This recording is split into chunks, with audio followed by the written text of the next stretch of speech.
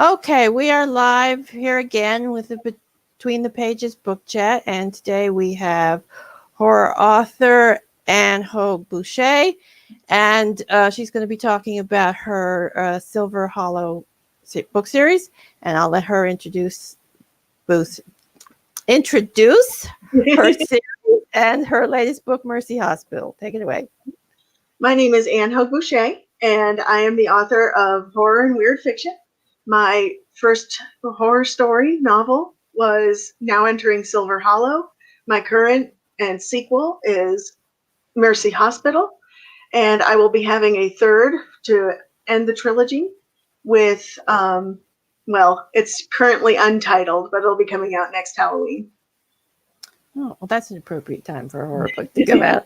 Okay, so why don't you give us a little bit about what the series is about? Is it what entails? What kind of horror is in it?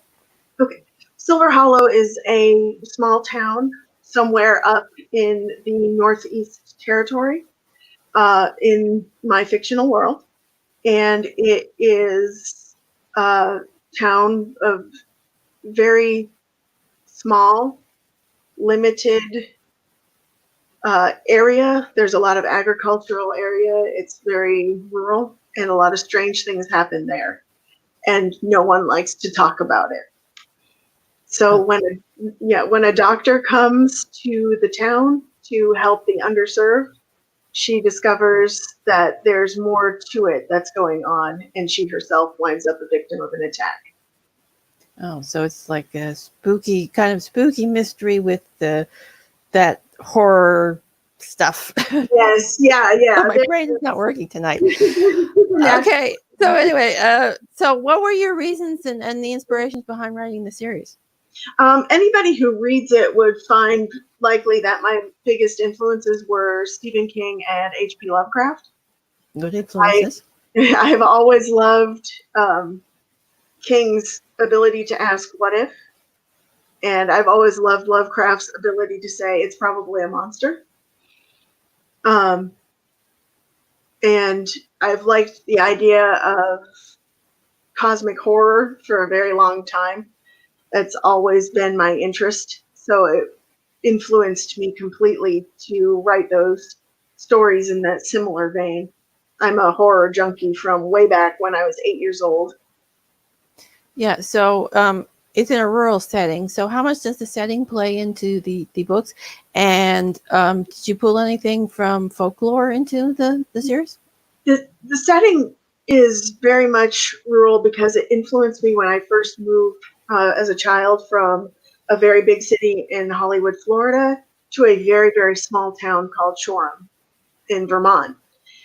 And the first few nights, I was terrified of being up in such a tiny little community. Our nearest neighbor was about a mile away, and it was overwhelming. And I didn't realize just how quiet things could be and how frightening that could be to a small preteen.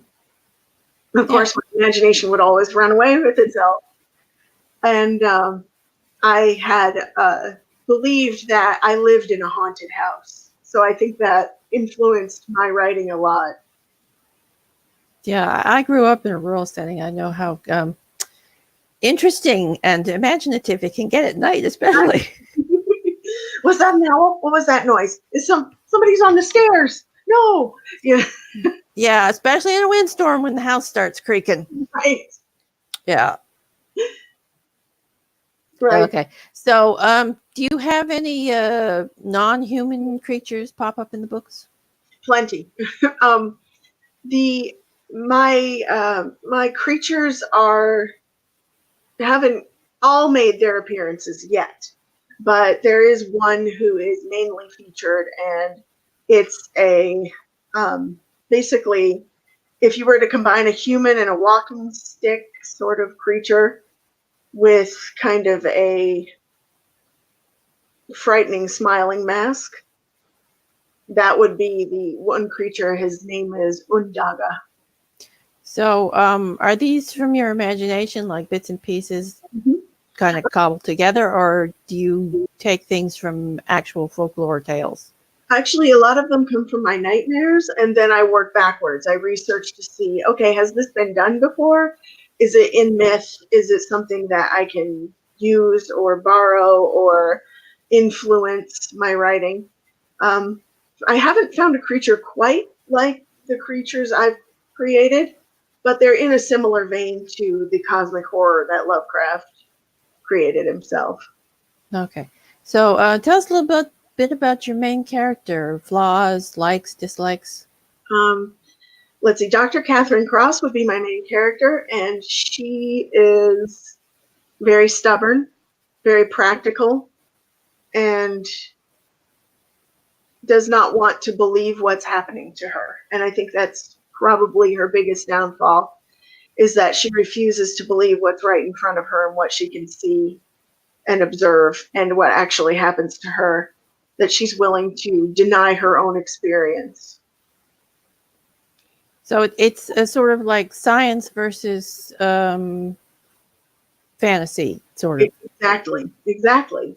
Yeah, she wants to understand what has happened to her. She wants to understand this strange occurrence, but at the same time, she doesn't want to give in to any ideas that are magical because she thinks that's not accurate. It's not correct. Yeah, so she wants to kind of quantify what's happening to her. Exactly. Okay, Yeah. that should make for some interesting conflict, though, with her encountering the supernatural.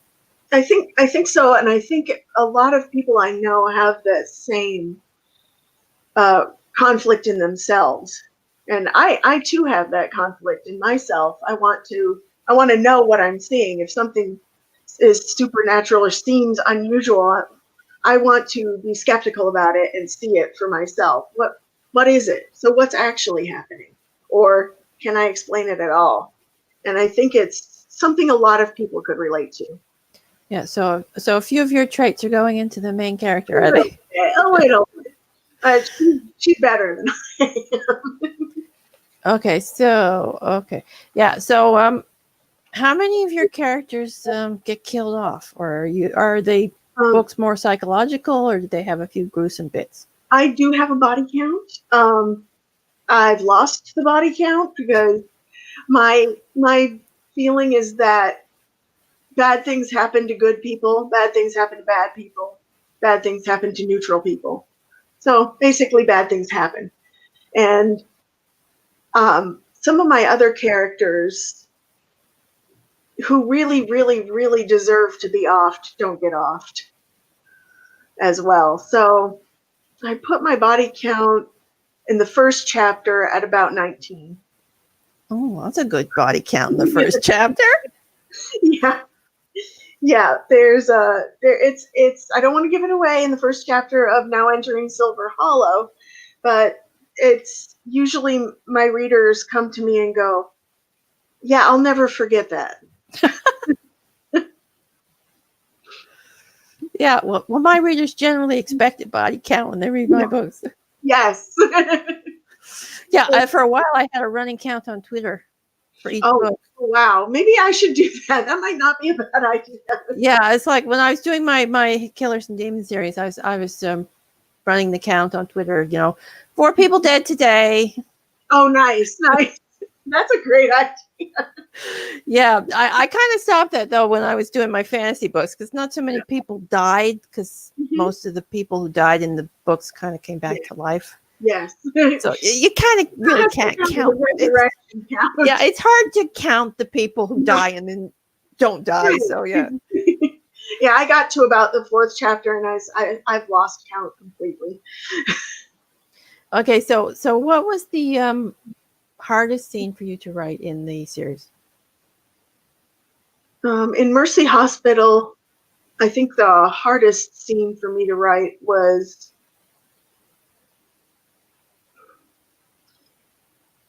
well, it depends. I'd say the technically most difficult scene was an action scene for me.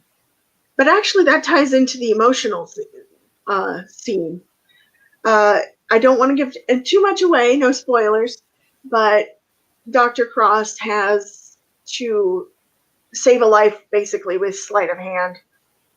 And she is attempting to save a person whose intestines are falling out.